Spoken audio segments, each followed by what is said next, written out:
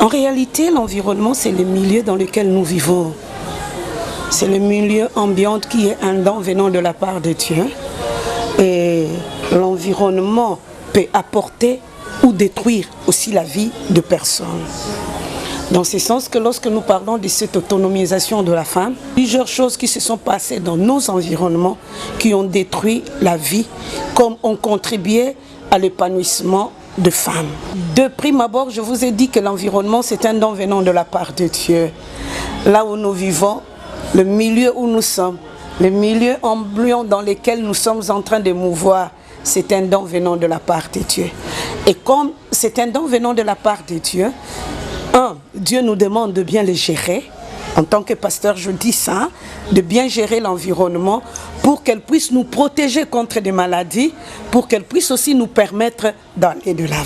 Les mamans ont plus de temps à passer dans nos environnements que les hommes. Ils sont parfois au travail. C'est la maman qui reste avec les enfants si elle ne travaille pas. C'est elle qui connaît les gens du quartier. C'est elle qui connaît les pratiques ou ce qui se fait dans les quartiers. Donc, je crois que les législateurs ou les personnes qui ont décidé à ce qu'on puisse introduire la femme ont eu raison. Pourquoi? Parce qu'ils ont compris que peut-être avec les hommes, ça va se ralentir. Mais la femme, lorsqu'elle s'implique pour que l'environnement soit sain, parce que c'est elle qui s'occupe de l'hygiène et des travaux domestiques de la maison. En tout cas, il y aura un temps record que nous allons faire pour que ces problèmes soient réglés. Surtout ces problèmes de réchauffement climatique. Par exemple, mon mari était malade.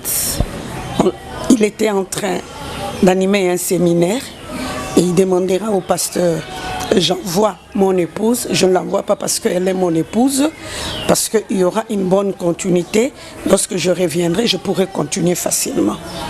J'arrive, oh là là, j'ai été ridiculisée du haut de la chair. Et le pasteur, quand on nous a envoyé son épouse, on ne sait même pas si elle va dire quoi, parce que j'étais une femme. Mais tu sais, ces jours-là, j'avais des stagiaires avec moi. C'était des étudiants qui sont venus d'une institution de la part, de la place que j'étais en train d'encadrer. Ils étaient là, ils m'ont dit: maman, on part. Il ne peut pas t'abaisser jusqu'à ce point. Je leur ai dit: non. Attendez que je termine mon travail. Parce que je termine mon travail, on va partir. Et ce jour-là, pendant les 20 minutes, je prêchais. Bien que le pasteur a voulu que je puisse continuer, je ne l'ai pas fait. Je lui ai dit par respect: à la prochaine, je viendrai.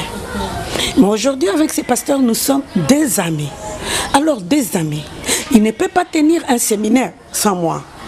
Il te dira: Annie, je viens à la maison. Il vient ici, on se voit, il dit: non, non, non, non, donne-moi ton agenda. Je donne l'agenda. Il s'est dit: je vois que durant cette période, tu seras à Kinshasa. On s'arrange pour que durant cette période, tu viennes tenir un séminaire chez moi. Pour les femmes qui veulent emboîter le pas du ministère pastoral, nous voulons simplement leur dire la première des choses: sois sûr que c'est le Seigneur qui t'appelle à ce ministère. Sois sûr. Vous savez, lorsqu'on est sûr que c'est le Seigneur qui nous appelle, on sait que tout ce qui peut venir après, le Seigneur sera là pour nous aider. Et nous les encourageons.